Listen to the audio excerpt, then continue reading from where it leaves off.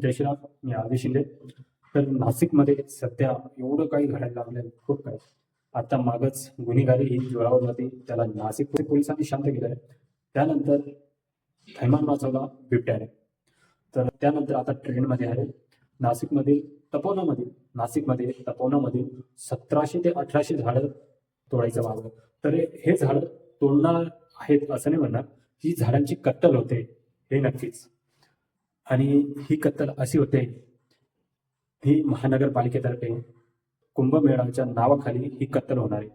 त्याचं रिझन काय असेल आणि महानगरपालिकेचा काय फायदा असेल तो नंतर कळेल. पण ही तोड, हे वृक्षांचं कत्तल हे नाशिककरांनी थांबवायला पाहिजे आणि याच्या विरोधात करायलाच पाहिजे. आणि हे 1700 ते 1800 झाडं तोडायचं कारण काय सांगताय? कुंभमेळावा आहे आणि कुंभमेळाव्यामध्ये जे लांबून साधू संत येणार आहे त्यांना राहण्यासाठी सोय व्हायला पाहिजे. राहण्यासाठी त्यांना तंबू वगैरे बनवण्यासाठी जागा ती क्लिअर करणार आहेत आणि त्यासाठी हे 1700 झाडं तोडतात. तर मी सांगतो, साधू संत हे कुठं राहतात? आतापर्यंत ज्यांनी ध्यान वगैरे सर्व काही केलं ते फक्त जंगलामध्ये जाऊन त्यांना शांती भेटली आणि त्यांच्या शांतीसाठी हे जंगल तोडताय. खरं चांगलं आहे का? आता कोणताही साधू संत असेल तो कधी सांगणार नाही की आम्ही येतोय, आमच्यासाठी पूर्ण जागा खाली करा आणि जेवढे बी वृक्ष सर्व तोडून टाका. हे कोणतं साधू संत सांगणार नाहीये. हे साधू संत असे असतात जे कोणाचा वाईट विचार करत नाही, कोणाचा जीव जाईल, कोणाचा कोणताही बारीक सूक्ष्म जीव पण असेल ना त्याला मारण्याचा किंवा त्याच्याबद्दल वाईट विचार कधी येणार नाही. आणि त्यांच्या सोयीसाठी हे महानगरपालिका वृक्षतोड करते. वृक्षतोड नाही तर वृक्षांचं कत्तल करायला पुढे आली.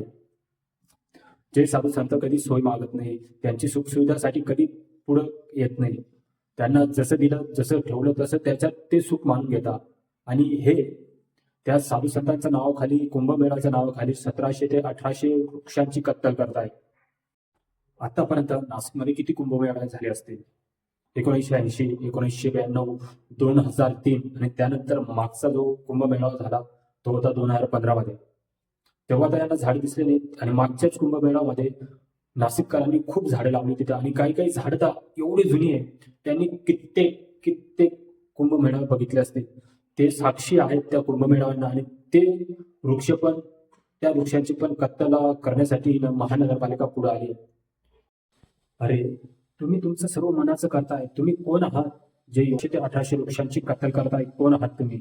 जे वृक्ष आपल्याला जीवन देत आहे, एवढा ऑक्सिजन देत आहे, त्यांच्यामुळे आपण जिवंत आहात. आज जर ते नष्ट होण्यात आले, शेवटी तुम्ही ऑक्सिजन देण्यासाठी कुठे जाणार? तर पडून मारा तुम्ही. थोडाफार विचार करा. आतापर्यंत तुम्ही एवढं पर्यावरण एवढं तुम्हाला संकेत देत आहे.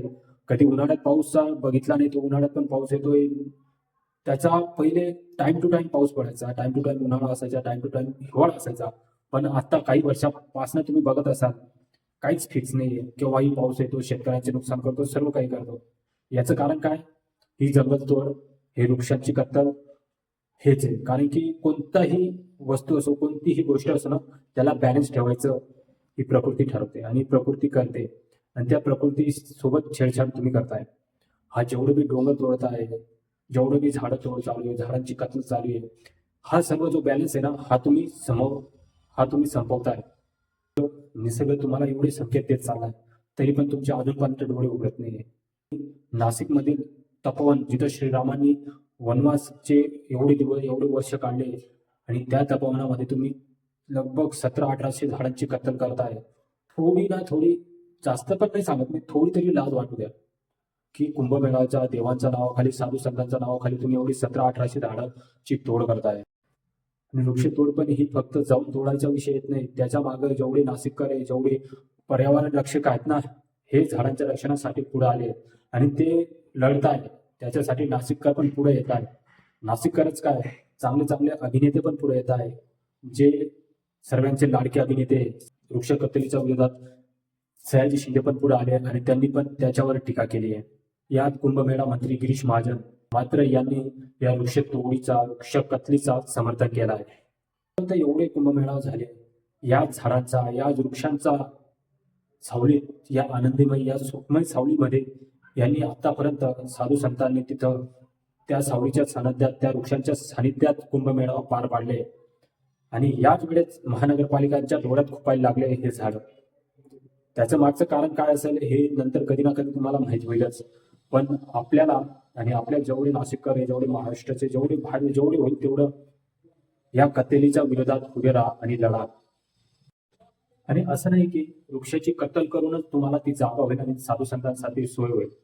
त्यांच्या सानिध्यात पण त्यांनी आतापर्यंत कुंभमेळा भरपूर त्यांनी काढले, आता पण भरपूर कुंभमेळा निघू शकता. असं नाही की काही दुसरा पर्याय नसेल, खूप पर्याय भेटतात. तुम्ही जर शोधले ना प्रत्येक पर्याय त्याच्यावर मार्ग भेटेल. पण वृक्ष तोड, वृक्ष कत्तल करणं हा त्याच्या मागचा पर्याय नाहीये. हेच समजत नाही महानगरपालिका या वृक्षांच्या कत्तलीवर हट्टहास का धरून बसली ते समजत नाही. हा प्रश्न कुठं ना कुठं निर्माण होतोच. आणि या वृक्ष कत्तलीच्या माग महानगरपालिकेचा, नाशिकची महानगरपालिका तिचा काही ना काही फायदा करून घेतच असेल. आणि काही फायदा असेल पुढचा त्या जागेवर, त्या वृक्षतोडीचा कत्तलीचा माग, हे तर त्यांनाच माहीत. पण मी नाशिककरांना एकच सांगू, तुमच्याने जेवढं होईल तेवढं तुम्ही या कत्तलीचा, या वृक्ष कत्तलीच्या विरोधात उभे राहा आणि लढा द्या. कारण की आज वृक्ष आहेत तर आपण आहोत. काही काही राज्यांमध्ये वृक्षतोड, वृक्ष कत्तल एवढी झाली, एवढे जंगल तोडले, आज ते प्युरिफायर लावणार आहे, प्युरिफायरची टेक्नॉलॉजी लावणार आहे. पण लोकांना हे समजत नाही की वृक्षतोड केल्यानंतर आपल्याला ऑक्सिजन कसं भेटणार आहे. आणि ज्याच्यावर आपण जिवंत आहे त्यांचीच कत्तल करण्याचा पुढं येत आहे. तर नक्कीच नाशिककरांना सांगेल, तुम्ही पुढे या आणि जेवढं होईल तेवढं या कत्तलीच्या विरोधात उभे राहा. मी पण हा एक व्हिडिओ बनवला आहे. तुम्हाला आवडला नक्कीच लाईक, शेअर, कमेंट नक्कीच करा. तुमच्या व्हिडिओ कसा बनला आहे याच्यात तुम्हाला माहिती कशी वाटली त्याबद्दल नक्कीच कळवा, जेणेकरून आम्हाला पण सपोर्ट करायला खूप बरं वाटेल. आम्हालाही असे व्हिडिओ पर्यावरणाच्या रक्षणात बनवण्यात खूप चांगलं वाटेल. माझ्याकडून एक वृक्षांची कत्तलीसाठी, वृक्ष कत्तल विरोधात एक छोटासा व्हिडिओ आहे. तर नक्कीच तुम्ही पण सपोर्ट करा, नाशिककरांनी पण सपोर्ट करा. जेवढा होईल तेवढा हा व्हिडिओ शेअर करा आणि तुमचा प्रतिसाद नक्कीच नोंदवा. जय श्रीराम, जय महाराष्ट्र.